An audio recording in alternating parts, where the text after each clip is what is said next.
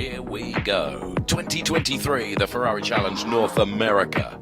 The season gets underway here in Miami, in Florida. For the first, Homestead-Miami is where we appear first of all, and the cars make their way onto this really challenging track. It's quite technical, and it is a real test for our drivers in Ferrari Challenge, whether they be Trofeo, Pirelli or Coppa. As always, the paddock is really colourful and full of some wonderful displays, let alone these wonderful 4-day Challenge Evo racing cars and drivers that will take to the track and give their all across this weekend, the opening weekend of the 2023 season. Hello.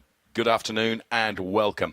What a fantastic venue. The weather is really kind to us. It's gorgeous, and it's Trofeo Pirelli Race 1 about to take to the track. We've had our qualifying earlier on today. The grid is set, and there you can see all the cars and all the drivers and dignitaries are assembled down there for what is going to be a fantastic race. So this is precisely where we are then in Florida, and Homestead-Miami then, as I mentioned, is the scene and the setting for our first race of what will be an excellent season. We'll give you all the details of where we're going during the course of this season in just a couple of moments. And what a backdrop that is.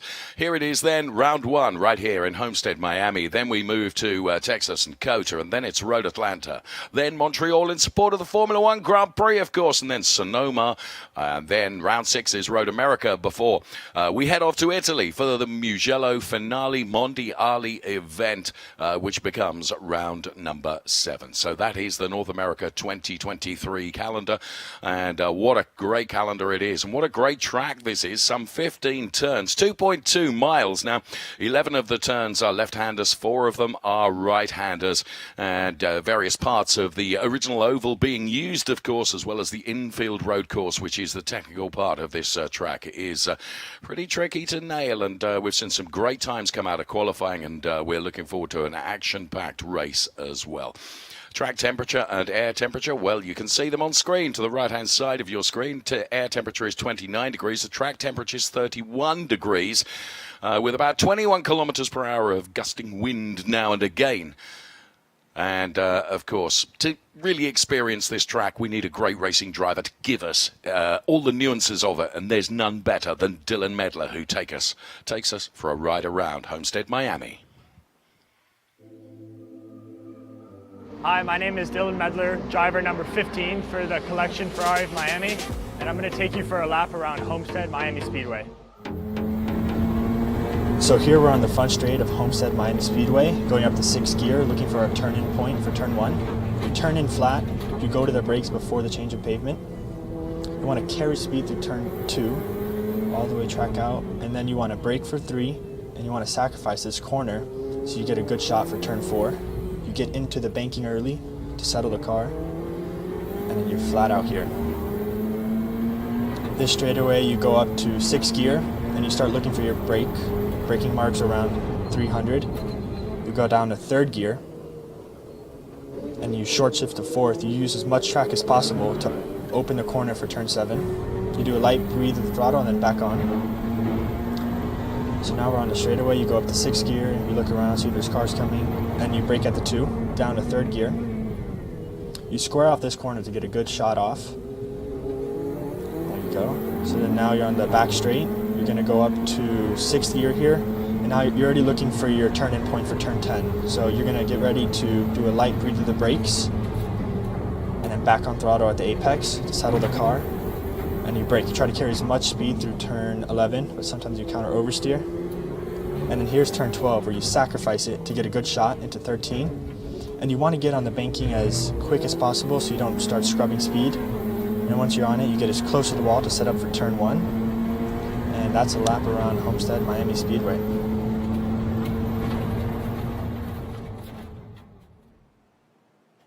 Thank you so much to Dylan Medler. Let's go down now to Dr. Rosina Zimmer, who has the honor of the national anthems for us this afternoon.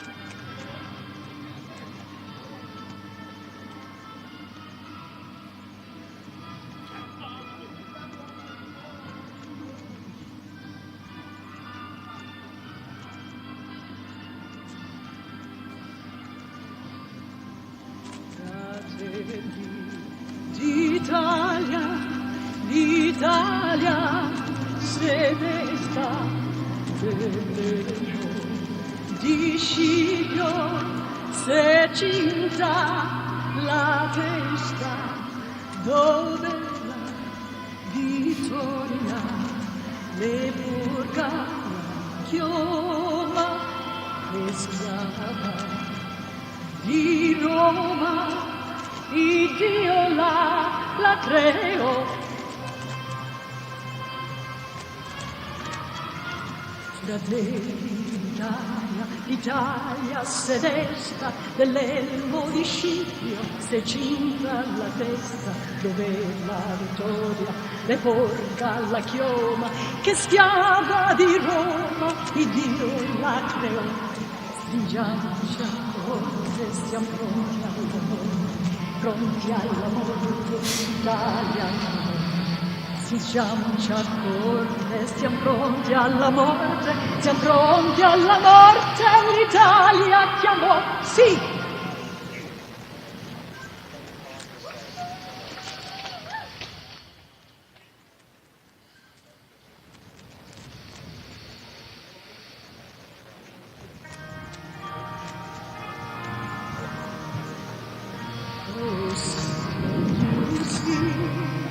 By the dawn's early light, 'twas so proudly we hailed at the twilight's last gleam, whose broad streams bright stars through the perilous fight.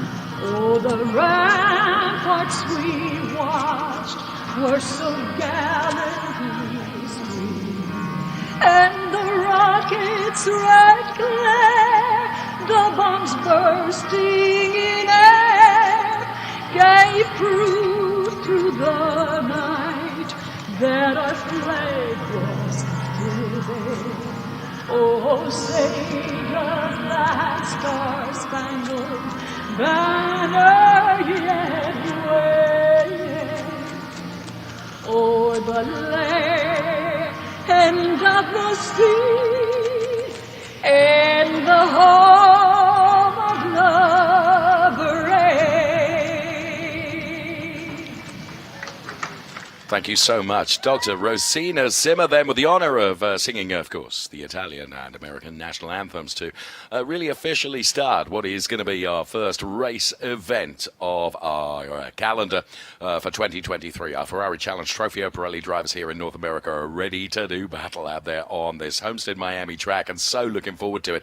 Now, qualifying itself was dramatic enough because qualifying is short and sharp and sweet, and basically, the times that are set during the qualifying sessions are what determine the grid positions for our drivers that will take as they head out onto the track shortly. So very much looking forward to that. And Roberto Perina in Trofeo Pirelli, he was the quickest for Ferrari of Seattle, and alongside will be Jason McCarthy for Wide World Ferrari. But there you can see as we pan our camera down the grid, and there is this fantastic tower here in Homestead-Miami as well. So very much looking forward to a great race, as is always the case with Ferrari Challenge. It's a 30-minute sprint race for our drivers, and they will be champing at the bit. There's the sense of anticipation up here in our commentary studio is big enough, but imagine what it's like for one of those drivers about to step into one of those wonderful 488 Challenge Evo cars. My goodness me, for the first race of the season, of course, aspirations for every one of those drivers to do the very, very best they can. So we have a mix of categories. We have our Pirelli drivers, and we have our Pirelli AM drivers. The AM drivers then are, you can see the white sunstrip across the top of the windscreen for our Pirelli AM drivers, and the Pirelli drivers with a red sunstrip across the top of the windscreen as well. So it's very easy to identify who is running in what category, and we will keep you updated during the course of the race. It's not only me, you know. Shay Adam is my partner in crime, and there's no crime in the Ferrari Challenge. And Shay, very good afternoon to you. My goodness me, we're bubbling with excitement up here. I bet you are too.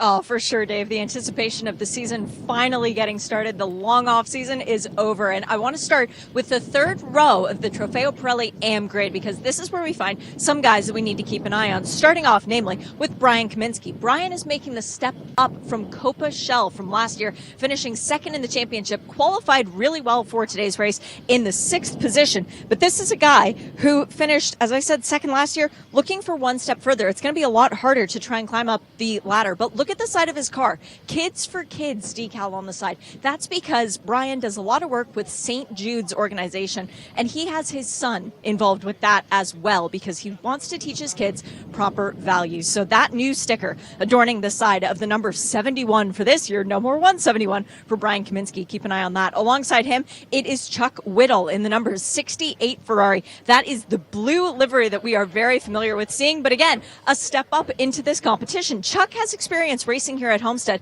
having competed in both of the rounds here in 2021. A pair of 8th place finishes. He's looking to try and improve upon that for today's race. One row further up, Mark Muzo, a guy you always want to watch out for. Bright and colorful car. You can't miss it on the racetrack. But Mark, again, back in this category, he is a guy we really need to watch out for in the race. 1st and 3rd in the 2 races in 21. But alongside him, well, sort of the underdog. He burst onto the scene last year, did Tony Davis, car number 4 this year. He was the champion in Copa Shell AM. He's now in Trofeo Pirelli AM, so skipped an entire rung of the ladder. And earlier this week, I caught up with Tony. Welcome back to another season of Ferrari Challenge, where you find yourself at another new track. What's it like to keep learning these new venues year on year? You know, it's both exciting and it's really challenging to learn it. The tracks are so different both in the turns, the technical aspects of the track, and this one has so much tire degradation that I feel like you're learning every lap exactly what you should be doing. This track's one where you're constantly learning. This is an intimidating place to come into for the first time, but you're joining a new class as well. How much more difficult does that make it? This is definitely intimidating. The class I moved into, EAM, there's really talented drivers. I mean, if you look at the times this morning, there's a very small separation between about 6 drivers, 10th, half 10th. So it's a great group. I'm looking forward to race with them. I'm going to learn a lot from them, but for sure it's intimidating too. What's it like racing a Ferrari at Homestead-Miami Speedway? I mean, Ferrari is the best series, it's the best car, it's an incredible track. So to race with Ferrari at Homestead, it's a dream come true. Thank you, Tony. What a great job he did in qualifying as well. 3rd in class with just Dave Musial and Cook in front of him. So very good job, Brian Cook and Dave Musial ahead of Tony Davis, but Tony Davis qualifying P3 in class. As Shay said there in that feature, you know, having jumped 2 classes this year. So well done, Tony. Look forward to seeing what he can deliver in the race. We're looking forward to the 2023 season, but what a great season we had in 2022. Let's relive some of the highlights of that great season.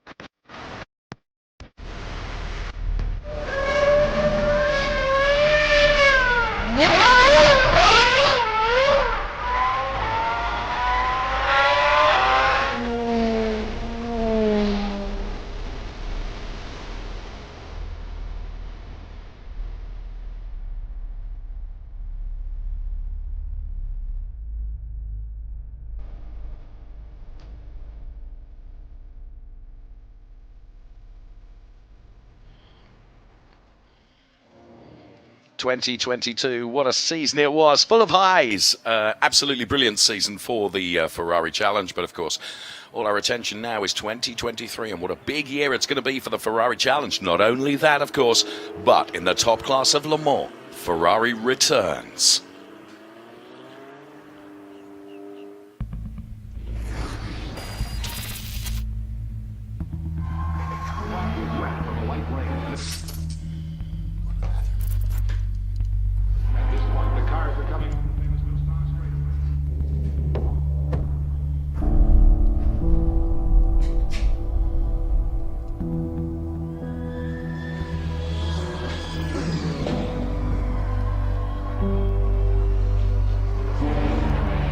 Cars are Ferraris.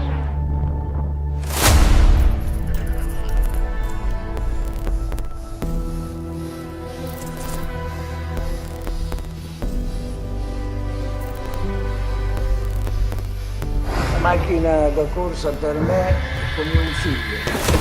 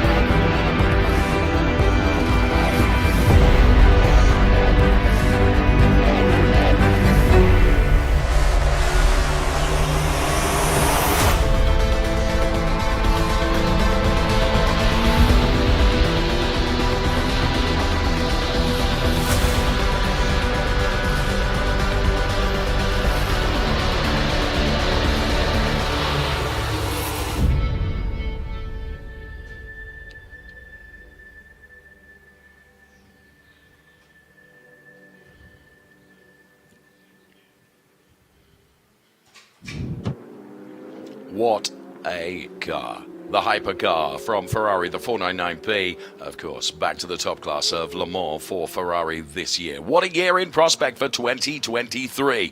And of course, we're getting the North American Challenge underway right now as the cars, as you can see, making their way around the track. The first race for our Trofeo Pirelli drivers, the mix of Pirelli and Pirelli Am drivers, who are out there ready to do battle over 30 minutes then, who will come out victorious. Shay Adam will have her views and indeed her predictions, I am sure. Shay.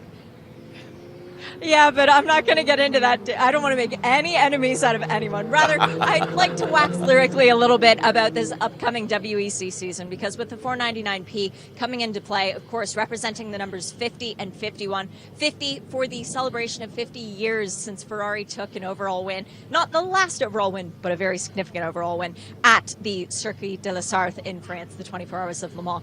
It is a beautiful opportunity for fans to come out here to Sebring International Raceway in just a couple weeks' time and see the international global debut of that car, as well as 7 296 Ferraris going around as well. The brand new GT car that Ferrari's unveiled that we hope to see racing in this series in just a couple years' time. But racing in this series this weekend, we welcome back a friend, a man who has spent a lot of time in the Ferrari Challenge world.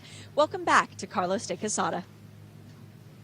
I ran Ferrari Challenge in the 348 class back in 1996. I knew a gentleman by the name of Scott Newman. He decided to sell me his 348 and he jumped up to the 355 cars. So I did my first race here, met my wife, which was Scott's sister-in-law. Been exciting ever since. Lived here for like 11 years, so I've got a lot of family and friends coming. They're all excited to watch the race. I haven't been here in so many years, but the track hasn't changed too much. It's pretty much the same. So I'm excited. I feel like I'll be running well, I hope. You know, we just got to wait till qualifying. I'm excited. So Carlos de Quesada, great to see him back on track again. And watch out for that car because the number 24 yellow machine that you can see there, center of our shot, is going to be one to watch during the course of this 2023 season, I have no doubt. So, yes, the cars assembling, as you can see, on the pre-grid, ready for our race to come this afternoon. Ferrari Challenge, then. Our Trofeo Pirelli drivers, some supreme-looking cars down there. The 488 Challenge Evo, of course, is the car, and as Indeed, Shay alluded to, of course, the 296 making its debut as well. Such a big year with the 499p hypercar as well. Wow, what a year it is going to be for Ferrari, and we are so privileged to be a part of it, and you too could be part of it as well. At Ferrari Races, we want you to be part of the family. So there, the cars lined up there. The safety car ready to lead the cars away then for our Ferrari Challenge racing.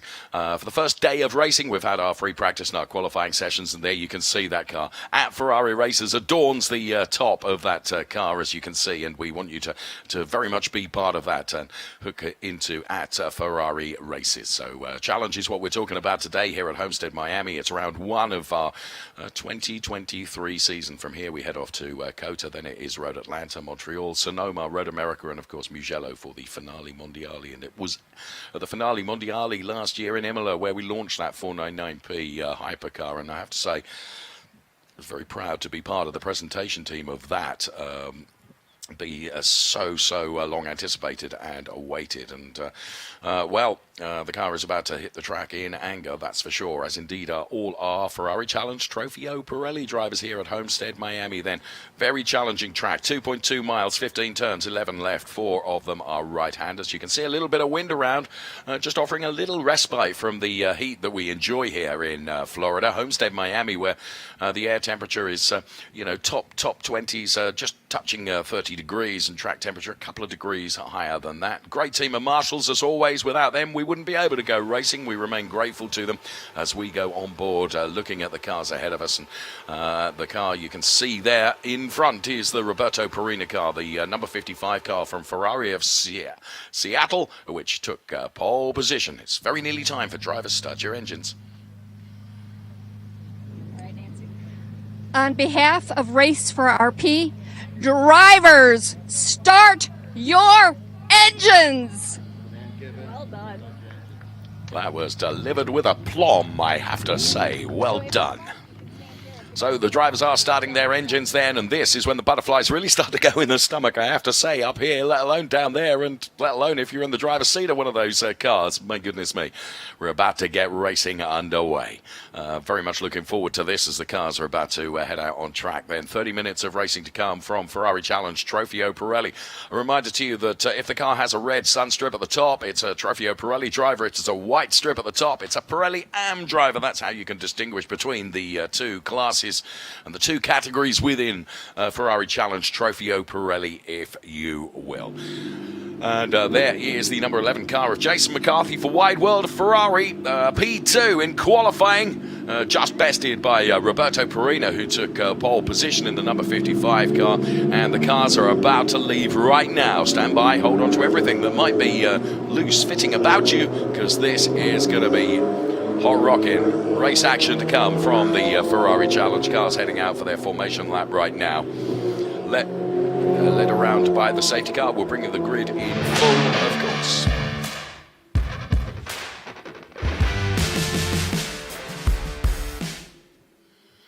And that grid will be on its way in just a moment. As what a sight that is, making their way around this track, led around by the safety car then. And the Ferrari Challenge season is officially underway with the practice sessions and quali sessions done and dusted. Now it is down to the race. So Trofeo Pirelli and Pirelli AM drivers out there on track. Big grid of cars, and they are just champing at the bit. Here comes the grid in full for you then. Roberto Perina then put it on pole position alongside Jason McCarthy for Wide World Ferrari. That's the first row of the grid. The second row is occupied by Costello Toledo and Matt Kurjewski. He was such a star in the Winter Series in the Middle East just a few weeks ago. Joe Rubo and Manny Franco go from P5 and P6 ahead of Carlos de Quesada and Dylan Medler, who gave us an on-board lap. They're P7 and P8. Martin Burrows and Dave Musial Jr. P9 and P10. Dave Musial may feel is out of place there. Then it is Cook and Musial, that's Musial Senior, going from P11 and P12. Then Tony Davis and Mark Musso, they are P13 and P14. Chuck Whittle and Brian Kaminsky, they are P15 and P16, completing row 8. And on row 9 we see the names of Horecci and Cagnazzi. To the 10th row of the grid, it's Kayola and Porter. They are P19 and P20 ahead of Falva and Wang, who complete the 11th row of the grid. It's P21 and P22 with Rothberg and Balkan weaker soon, P23 and P24 with Ian Campbell going from P25, the lone driver on the 13th row of our Ferrari Challenge Trofeo Pirelli grid. The mix of Pirelli and AM drivers making their way around this tarmac here in Homestead-Miami, and we're standing by because the safety car will peel off into the pit lane. It will be the responsibility of Roberto Perina and Jason McCarthy side by side to grid up together. As you can see, very, very nice looking grid as the cars do indeed line up side by side formation through the twisty part of the end of this infield circuit. We're about to go racing. So all eyes on the cars then as we are ready to go. One of the bollards goes for a Burton. It doesn't matter because we get the green flag and we go racing. Good start from Roberto Perina, I think. Looks like he's going to be able to squeeze Jason McCarthy out. And Jason McCarthy trying to go around the outside. He's got a bit of extra speed now. But Perina, of course, has got the inside line. And now Jason McCarthy loses out, runs out onto the grass. That plays into the hands of the likes of Custodio, Toledo, and Matt Kajewski as well. And Joe Rubo also able to take advantage of that. So the cars for the first few turns then settling down a little bit, but all the drivers trying to make haste while they can and get as far up the road. But it was a pinch point perfect start from Roberto Perina, in my opinion. You can just see the back end of the car looking a little bit loose. Bear in mind that the tyres are cold and it'll take a lap or a lap and a half to bring the tyres up to the operating temperature that they need.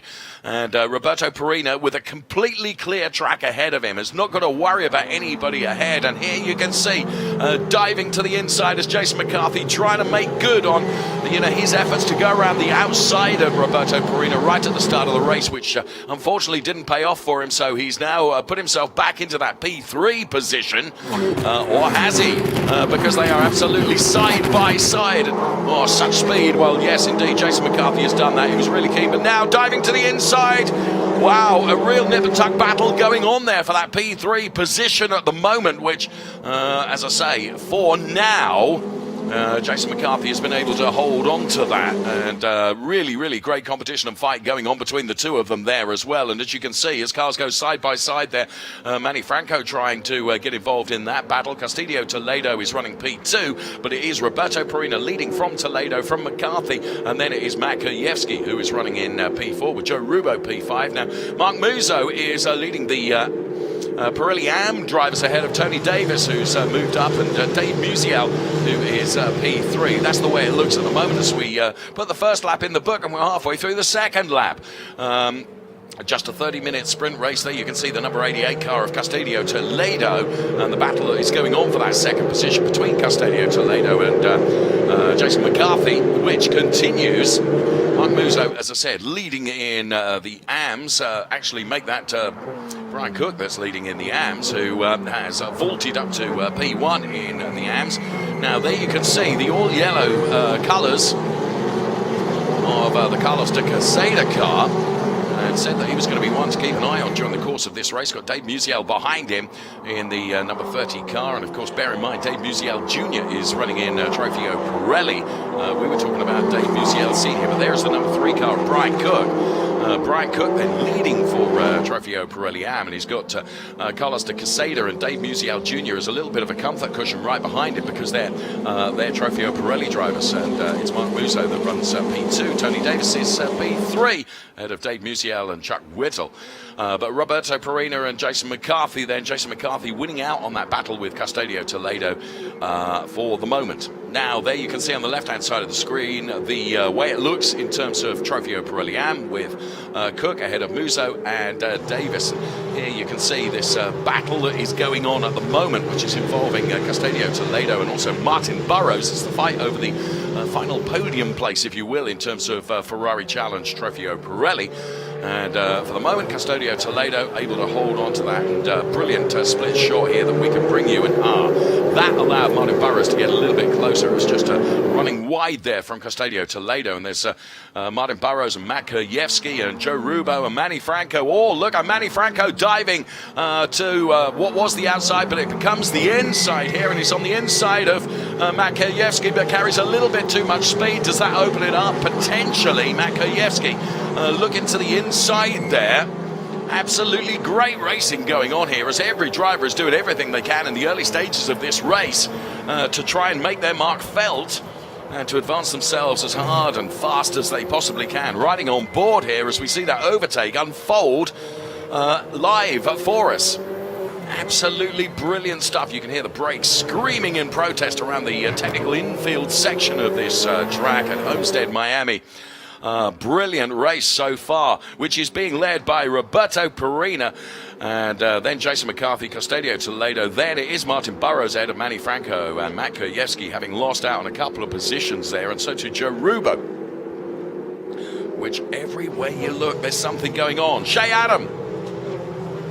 There's something we need to be aware of, Dave, and that is the fact that the final turn coming out from the infield, in essence, onto the banking, onto the front straight, there are several cones, traffic cones, if you will, that were placed there before the weekend began to try and delineate just how much of the track you could use. There is no wall there, but the cones are, in effect, a wall. Race Control deemed that for every cone that gets hit, it is a 5-second time penalty added to the car who causes the infraction. Well, off the start, there were reports that Mark Musso hit one of the cones. Race Control will investigate that post-race, but they have just called for a 5-second time penalty for Carlos de Quesada for hitting one of the cones.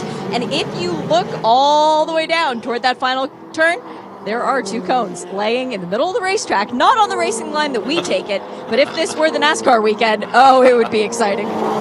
Oh, Shay, good for you. I saw one of the cones go for a Burton, but I didn't see the other one go. So thanks very much for clearing that up. And as you quite rightly said, a time penalty being awarded if you bosh one of those cones. So you have been warned, it is a virtual wall, the string of cones. And there you can just see them on the right-hand side of that onboard shot. And you can see how one had been nerfed over. And as we rode on board with Chuck Whittle, and well, bear in mind, if you touch one of those, you could be picking up a 5-second time penalty. Our studio is right next door to Race Control, and I'm just looking through the window now to see if I can see it. I'm not close enough to be able to see. Trying to give you some intel there, which I was unable to do. So, Trofeo Pirelli and Trofeo Pirelli Am, as we look at the number 68 car of Chuck Whittle that we were riding on board with just a few moments ago. And here we can see our race leader then. And this is Roberto Perina, who has built up a margin of very nearly 3 seconds over Jason McCarthy, who has wrestled his way back into P2. Now, he's had to work really hard to get back into that P2 position. He tried going around the outside of this very man right at the start of the race, and it didn't work. I credit to Jason for having a go.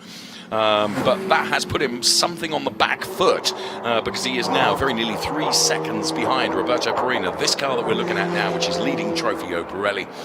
Bear in mind for Trofeo Pirelli Am, it is car number 3 that is leading the way. That's Brian Cook. So here's Jason McCarthy then, the P2 driver I was talking about for Wide World Ferrari, who's trying to get back on terms with Roberto Perina. He's got quite a lot of work to do because a 3-second margin is significant.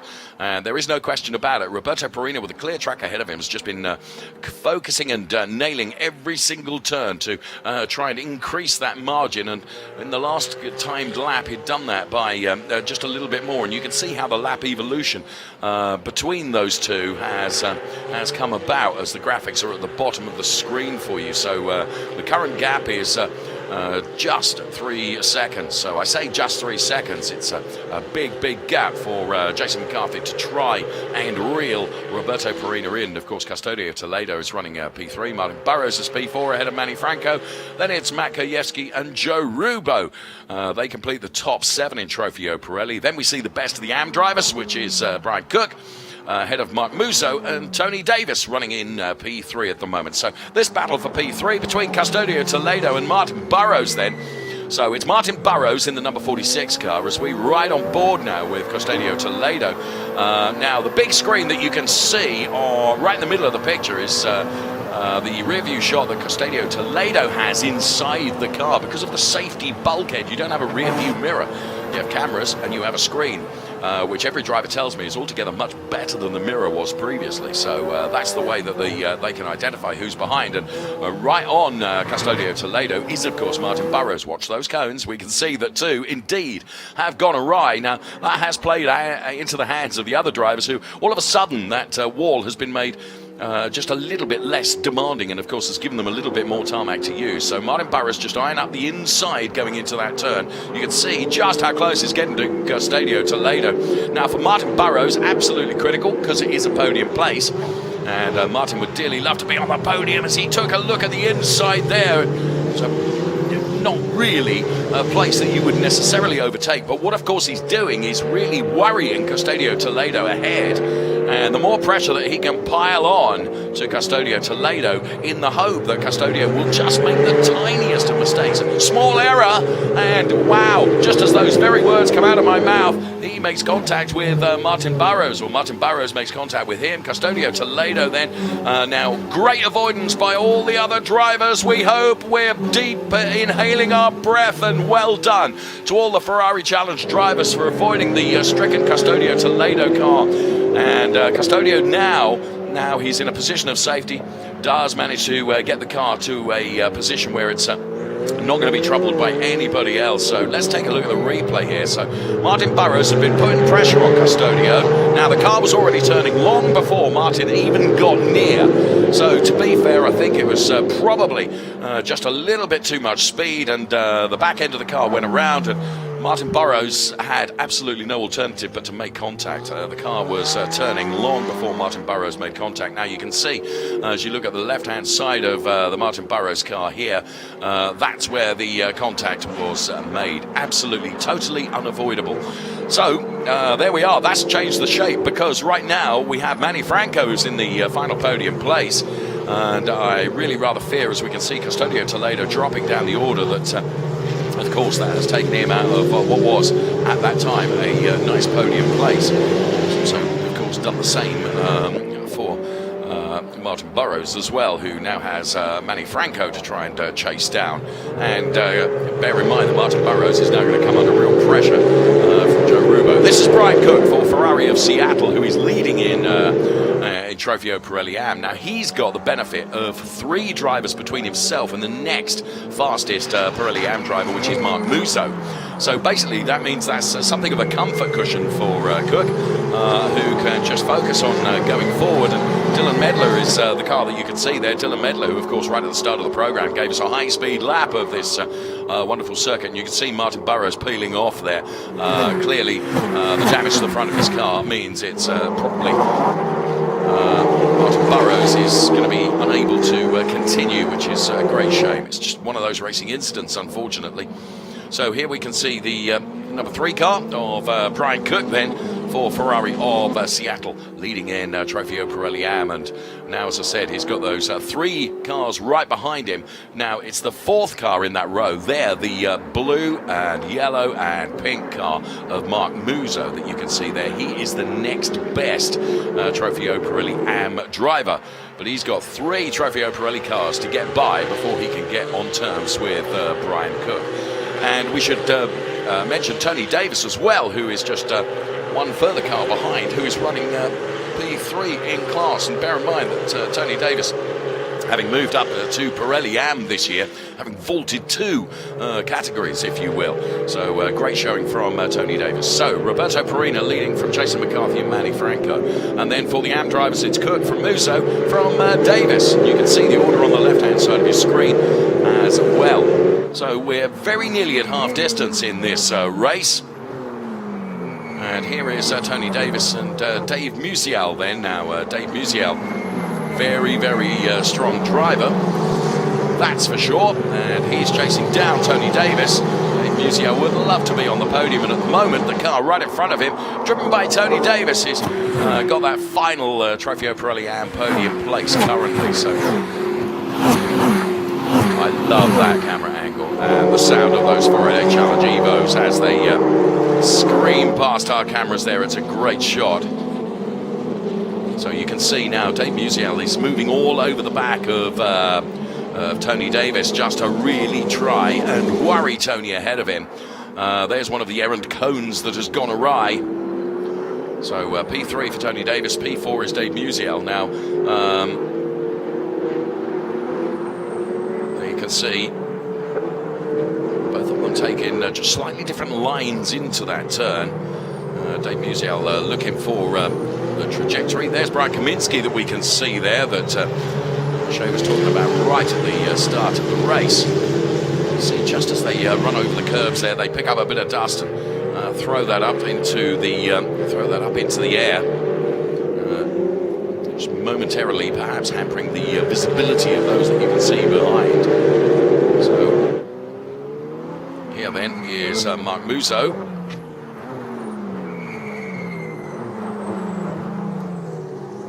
And then you have the Tony Davis car, and then the number 30 car of Dave Musial. Now, do bear in mind that just ahead of Tony Davis is Dave Musial Jr., son of Dave Musial. So it's Dave Musial Jr. or Dave Musial 2.0 who is ahead of Tony Davis. And right behind Tony Davis is his father, Dave Musial. Now, both everyone is very, very good and very, very strong racing driver, but well, there is no doubt about it that if Dave could just hold up Tony Davis a little bit, it allows his dad to get ever closer to him, doesn't it? So we'll see how that develops. And now you can see that Dave Musial is really almost welded to the back of the Tony Davis car. But Tony is driving such a good line around this track that despite the pressure that Dave is putting on Tony Davis, Tony is just not making an error. And that is hampering Dave Musial. And bear in mind, he's got Chuck Whittle breathing down his trumpet now, and Brian Kaminsky not that far behind as well. So it's a real 1, 2, 3, 4, 5 car battle that is going on here, potentially for the final podium place. Dave Musial just taking a look at the inside, then the outside. Again, what he's trying to do is just make sure Davis's rear view screen is absolutely full of the Dave Musial car, just to break and lapse concentration just for a second as we split the screen so you can see what it's looking like out on track and see what it's like inside the car as well.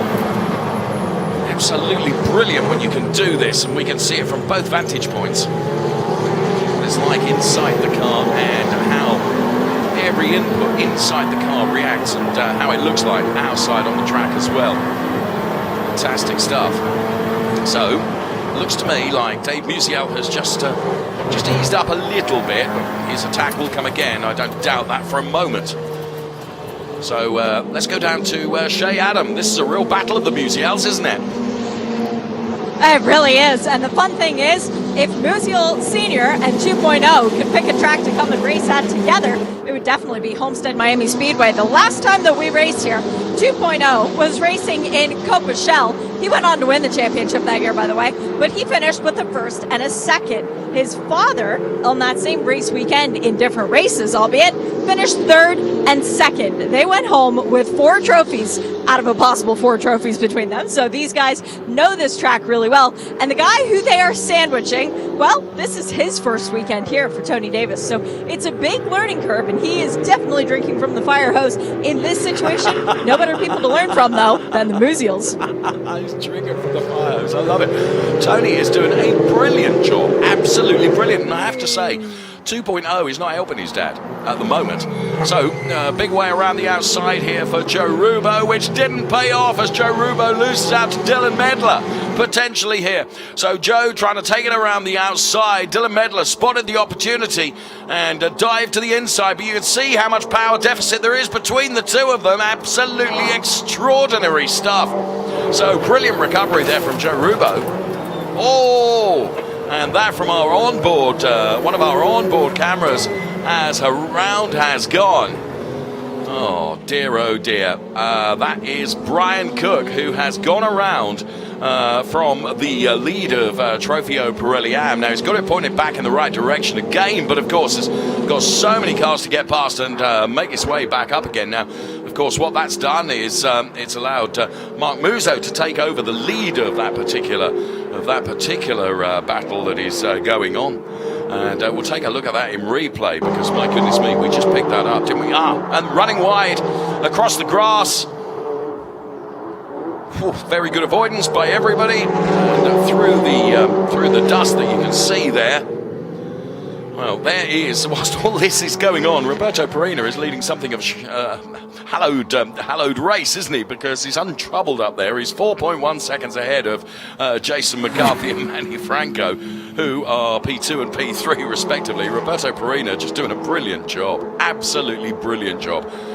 Just worrying about nothing other than nailing every apex and just putting himself around this track in the best possible way, and he's doing that with aplomb, it has to be said. So for the AMs, though, it's altogether different, because now it's Mark Musso that's leading Trofeo Pirelli AM ahead of Tony Davis and Dave Musial, who's got his podium place by dint of the fact that Brian Cook, of course, went around, and Brian Cook, actually good recovery from him. He is running P5 in class now, so he did very, very well to get that car pointing back in the right direction so quickly. So really good recovery there. So here is our leader for Ferrari of Ontario in Ferrari Challenge Trofeo Pirelli AM. It is Mark Musso, who's in the right place at the right time, was able to take advantage. Mark Musso now leads the way. And he's got Matt Koyeski and Dave Musial Jr., or 2.0, behind him, acting as a cushion ahead of Tony Davis and Dave Musial, as it was then. And Dave Musial continuing to put the pressure on Tony Davis. There'll be under no illusion about that. But for Mark Musso, he is in a fairly privileged position as we enter the final 10 minutes of this Ferrari Challenge Trofeo Pirelli race from Homestead-Miami Speedway. Absolutely dramatic race that we're enjoying, side-by-side action and plenty of it going on. Ooh, just a little bit of a love tap there. You can see being conducted on the Rothberg car. So quite a battle going on for some of the lower places as well. So every position is worthwhile, and you can see that Heredzi losing out there to that car. And here we pick that four-way fight that is going up there between the Trofeo Pirelli AM drivers, the number 29 car there that you can see. They're diving to the inside, the number 66 car of Brad Falva, also getting past the number 67 car of Heredzi. So lots going on there now. Heredzi losing out on a couple of places, and might not be the last place he's going to lose out on either. 9 minutes of the race remaining then here from Homestead-Miami Speedway. And you can see this train of cars. Now that you can see is precisely why the number 67 car has perhaps dropped down the order, coming together with him and Alfred Caiola then. And there you can see the two stricken cones from our imaginary wall that we have there off the back of the infield circuit as we get back onto the oval. And bear in mind that each one of those cones contains a penalty, as Dave Musial does get by after lap of trying, or does he? Yes, he does. So Dave Musial, who's been trying to find a way past Tony Davis, has done it. And that now puts Dave Musial into P2 in class and relegates Tony Davis to P3. But I have to say, Tony had done a brilliant job of defending from Dave Musial. And Dave Musial now has, after lap of trying, he has put himself ahead of Tony Davis. And right behind them is the hard-charging Brian Cook, who's coming back. So this is far from all over yet, with 7 3/4 minutes of the race remaining. It is Perina, McCarthy and Franco for Trofeo Pirelli, and for the AM drivers it is now Musso, Musial and Davis, the top three in each of the classes. So some great racing going on in this opening race of our 2023 season. And Tony Davis is chasing Dave Musial back down. It's not all over yet by any stretch of the imagination. So here we can see crossing the timing line the number 24 car of Carlos de Quesada for Ferrari Quebec, who is running P6 in class, and his class being the Trofeo Pirelli class. You can see there the back end of the car just stepping out slightly. Now, something that I've not mentioned, because truthfully, we haven't had time to mention it, is the fact that we always knew that tyre degradation was going to play a part in this race. And reaching the final stages of this race now, the tyres have worked really, really hard. And therefore, the grip that was available to the drivers right at the start of the race most certainly is not going to be available to them at the end of the race. So there you can see the Dylan Medler car in this battle for P4 between Joe Rubo, Dylan Medler and Carlos de Quesada. It could be down to, and end up being down to, who can find the most grip out there on track and who's been really kind to their tyres. If you've been too aggressive and too physical and you've taken all the grip out of the tyres, then any effort to overtake might be futile. But brilliant driving, and as I said, this is the battle that is going on for P4. It's a three-way fight between Joe Rubo, Dylan Medler and Carlos de Quesada. Joe Rubo currently leading that little battle, and Carlos de Quesada is in the all-yellow car that you can see. Let's go right on board, right in the middle of this battle with Dylan Medler then. And Dylan Medler, Joe Rubo. What a battle going on here. Absolutely fantastic. Getting to the inside line. Sorry, Shay, I just had to call that because they are absolutely side by side. Who is going to be the winner of this little battle? Wow. Absolutely fantastic driving there. My goodness me. Shay, give me a breath. Good luck trying to get around Joe Rubo this weekend to anyone in the Ferrari Challenge field, because Joe is driving with a little bit of extra inspiration. I was told to say good day to Brado, who is watching back at home. That is his father-in-law, his wife Ashley, and his daughter Danielle at home cheering, I'm sure just as hard as the people here in the stands for Joe to keep it in front, because they can't be here this weekend, but they're with him in spirit. Oh, fantastic story, and Joe, I tell you what, is delivering for them. What a race that's going on here. Absolutely brilliant stuff. Let's split the shot here so we can see these three drivers going at it hammer and tongs and delivering great race entertainment for us. Absolutely awesome for us to watch. And now we can see there is the Dylan Medler car on the top right-hand screen. You can see a center shot there. We're riding on board with that car as well. Oh, it's awesome, absolutely awesome stuff from Ferrari Challenge Trofeo Pirelli. And this is the fight that's going on for P4, 5 and 6 respectively.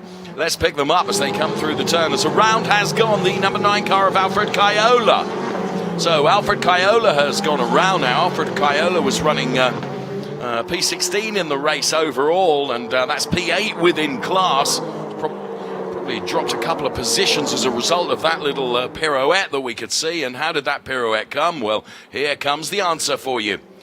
So, well, it was a big dive from pretty late back, wasn't it? Just the tiniest of contact was made, but it was just enough to unsettle the car, and around Alfred went.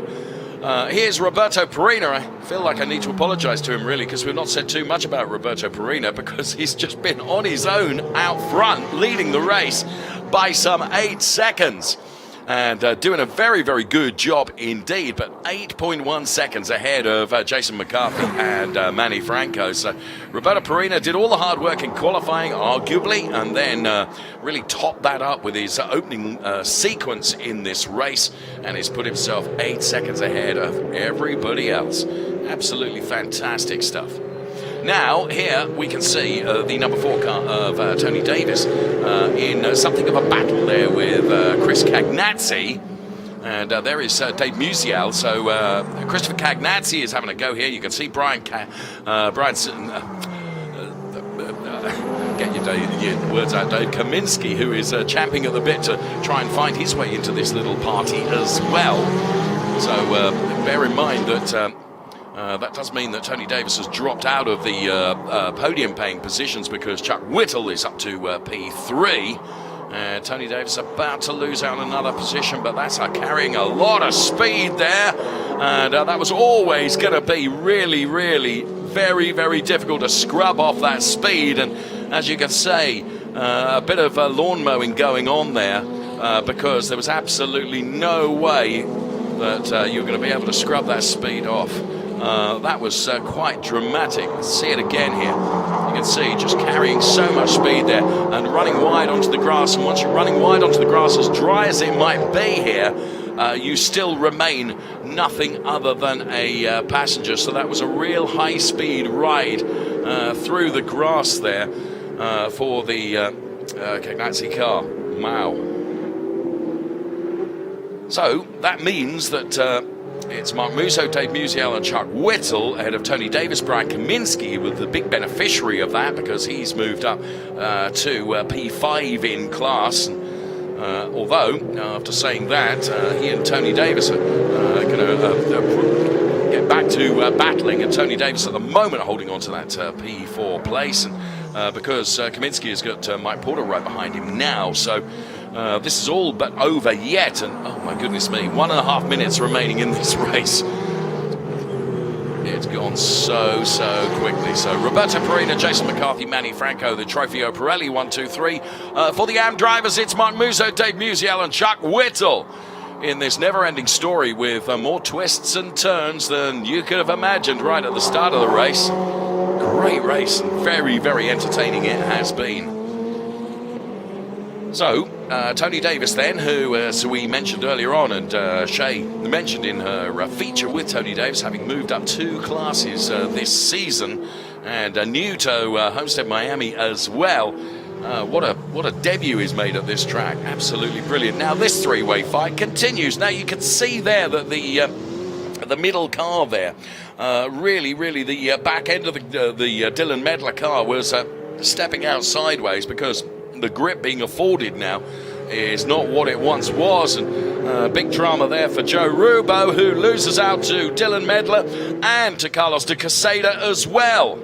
So rubbing his hands with invisible soap, Dylan Medler, who was able to take advantage of that sideways movement and momentarily loss of grip, because grip is at a premium at the closing stages of this race as the white flag flies. Well, just one more for Roberto Perina to do, and every single lap that he has delivered thus far this afternoon has been absolutely perfect. And with a margin of 8.3 seconds over Jason McCarthy, then he can almost afford to pull into a lay-by and have a coffee. Clearly he won't do that. He will keep on cranking around the track and taking the checkered flag for a well-deserved, we hope, race win. And Roberto Perina, Jason McCarthy, Manny Franco. And then in the AMs, it's Mark Musso, Dave Musial, and Chuck Whittle. So the fights continue. And there you can see, all of a sudden, coming into this picture, as I predicted would happen, is the number 22 car of Mike Porter, who's now on the back of Tony Davis.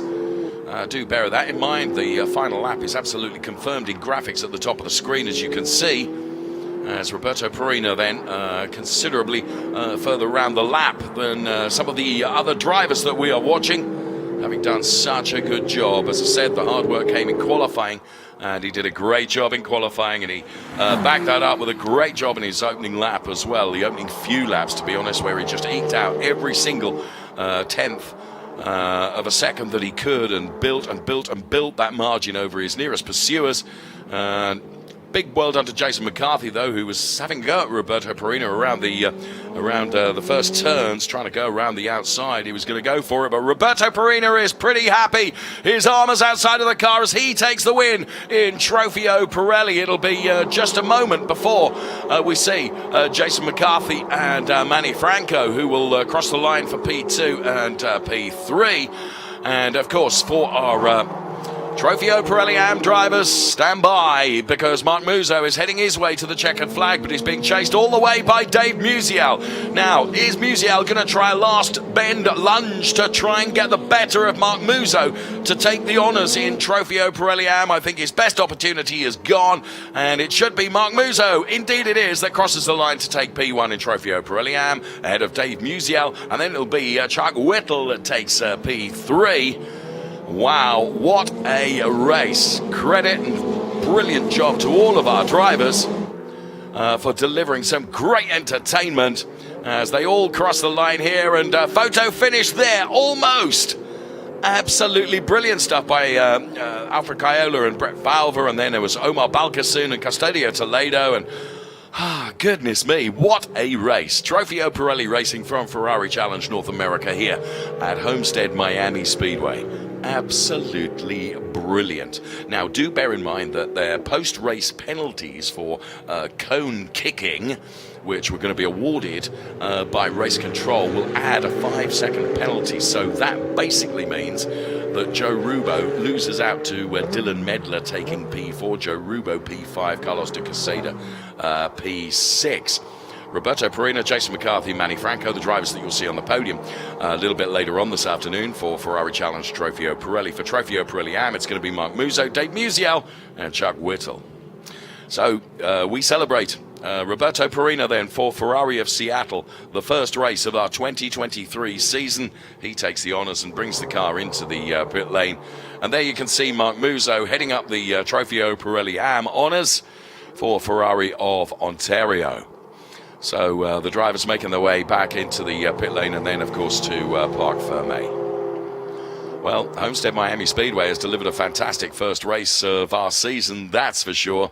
And the cars making their way, as you can see, into the pit lane assembly area and then, as I said, into Parc Fermé. Brilliant driving, absolutely brilliant racing. So thoroughly enjoyed that. There you can see all the cars making their way back. And, well, it kept us certainly on our toes in terms of activity and action during the course of that, no question. Really enjoyable race to call. Hope you enjoyed that as much as we did up here, because it was great to watch and full of drama. Just as we expect. Let's take a look at the confirmed results then, as they will appear up on screen with the lake as a backdrop. And there you can see Roberto Perina and Jason McCarthy, P1 and P2. Manny Franco, P3. Then it was Dylan Medler and Joe Rubo and Carlos de Casada. Then for the Trofeo Pirelli AM is Mark Musso, Dave Musial and Chuck Whittle. Of course, in the race they are P7, 8 and 9 overall, but in their class P1, 2 and 3. Dave Musial Jr. ahead of Tony Davis, a very creditable drive from Tony Davis, ahead of Michael Porter, Brian Kaminsky, Justin Rothberg, Alfred Kaiola, Brad Falver, Omar Balkasoon, Custodio Toledo, McCade Wang, P20, ahead of Ian Campbell, Christopher Cagnazzi, Brian Cook, John Horesti, and of course Martin Burrows. Yes, drama, very much so. The order of the day. Plenty of it in that race. And here we can see the reactions as the drivers jump out of their cars, and the emotions, of course, are always felt just as much, not only by the drivers but the teams as well, because such an important part, particularly in the Ferrari Challenge. You win or lose as a team, and very nice to see and get those emotions as they unfold, literally as the cars come into the Parc Fermé area.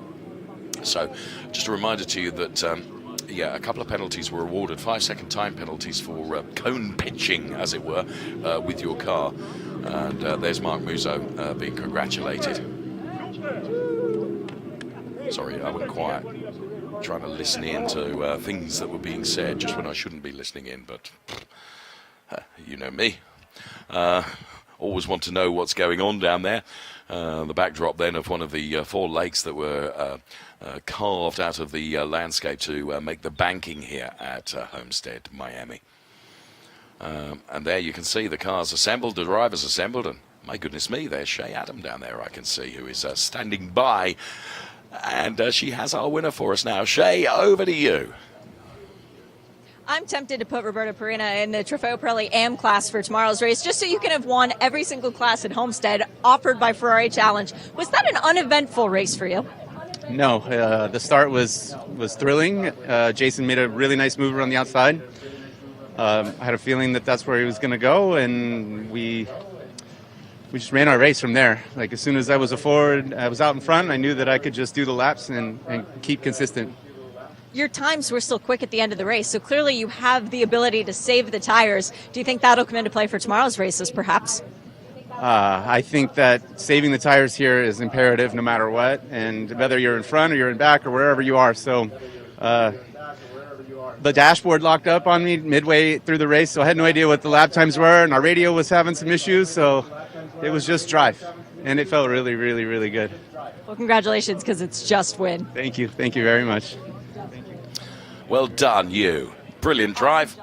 And let's take a look at the points then after our first race, as we look at the hospitality area here at Homestead-Miami Speedway.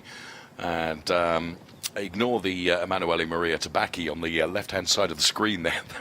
that was an errant piece of graphics which shouldn't have been there. Apologies for that as we take a look at Parc Fermé once again and the delight of the drivers down there having conversations between themselves. I mean, it's such a wonderful atmosphere in the paddock here of the Ferrari Challenge. You can see Manny Franco almost right in the middle of the picture there, having a conversation with one of his engineers there. And there's that little sort of podium assembly area that you can see. And of course, we'll bring you the podiums a little bit later on this afternoon for all our categories and classes of drivers in the Ferrari Challenge. So Trofeo Pirelli race 1 is done. We have our Copa Shell race to come as well. And let's go back down to that very area I was talking about with Shea Adam now. Mark Musso, it's deja vu. Last time we raced at Homestead, race number 1, victory went your way. This one was a little bit harder fought, though, wasn't it? Yeah, you know, I had quite a gap. My coaches told me I had quite a gap for a while, and then we hit there was some slippery fluid on there, so I checked up a little bit, considering that almost towards the end of the race. And then all of a sudden, Dave came sneaking, so I had to start stepping it up a bit. But I knew going into the infield, there's really nowhere to pass, so just played it safe to make sure I can bring it across the finish line. What is it about South Florida that attracts the Canadians this time of year, right? This is the start of my March break, too, so I'm waiting for my family to come down next week. But listen, the track was, very, as everyone knows, Homestead is pretty brutal on the tires. So our goal was just strictly conserve the tires, which I think we did. Even towards the end, I was still pretty good shape, so I was happy with that strategy. And you'll be happy with the trophy. Congratulations. Absolutely. Thank you very much. So there we are. Shea Adam gets both of our winners from Trofeo Pirelli and also Trofeo Pirelli Am. Do bear in mind, Copa Shell race to come, as well as our podium ceremony as well. But for now, thank you so much for watching Ferrari Challenge Trofeo Pirelli. Bye-bye for now.